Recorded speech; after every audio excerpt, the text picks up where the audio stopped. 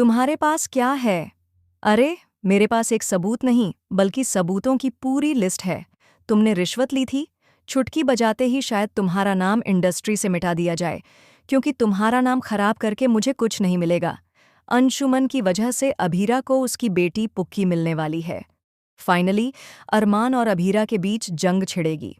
जी हाँ दोस्तों, यह रिश्ता क्या कहलाता है कि कहानी में आने वाला है एक धमाकेदार ट्विस्ट।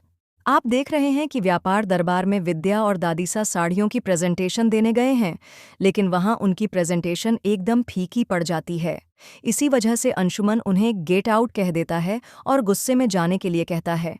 लेकिन अब जब अभीरा अपनी पुकी तक नहीं पहुंच पाती, तो वह प्रेजेंटेशन में पहुंचती है। वह साड़ियों और बिजनेस को लेकर इतनी शानदार बातें करती है और अपने आइडियाज़ इतनी अच्छे से पेश करती है कि नया अंशुमन, जो एक अमीर बिजनेसमैन है, बहुत इम्प्रेस हो जाता है। उसका एटीट्यूड देखकर वह कहता है कि यह आइडिया बहुत अच्छा है और वह इस बिजनेस में इन्वेस्ट करने को तैयार है। यानी कि अंशुमन और अभीरा की पहली मुलाकात सिर्फ शुरुआत है, आगे चलकर और भी इंटरेस्टिंग मुलाकातें होंगी। साथ ही जब अंशुमन तक अभीरा का दर्द पहुंचेगा और उसे पता चलेगा कि अभीरा अपनी बेटी की तलाश में है, तो वह एक बड़ा खुलासा करेगा। वह बताएगा कि पुकी कहीं और नहीं, बल्कि उसके पति अरमान के पास है, यानी उसके एक्स हस्बैंड के पास। अब अभीरा अपनी पुकी के लिए अरमान से भिड़ने वाली है। इन 7 सालों में अरमान ने यह जरूरी नहीं समझा कि अभीरा को बताएं कि पुकी उसी के पास है।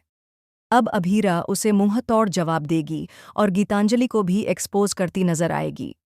दरअसल आपको बता दें कि गीतांजलि जल्द ही नेगेटिव किरदार में बदलने वाली है।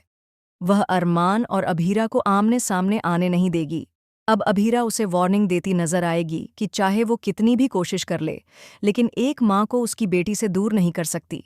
वहीं अरमान अब गीतांजलि के साथ घर बसाने की प्लानिंग करेगा, क्योंकि वह पुनः नहीं चाहेगा कि पुकी अभीरा के पास जाए।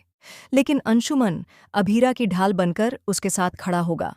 अब देखना दिलचस्प होगा कि पुकी का साथ किसे मिलता है, अरमान को या अभीरा को।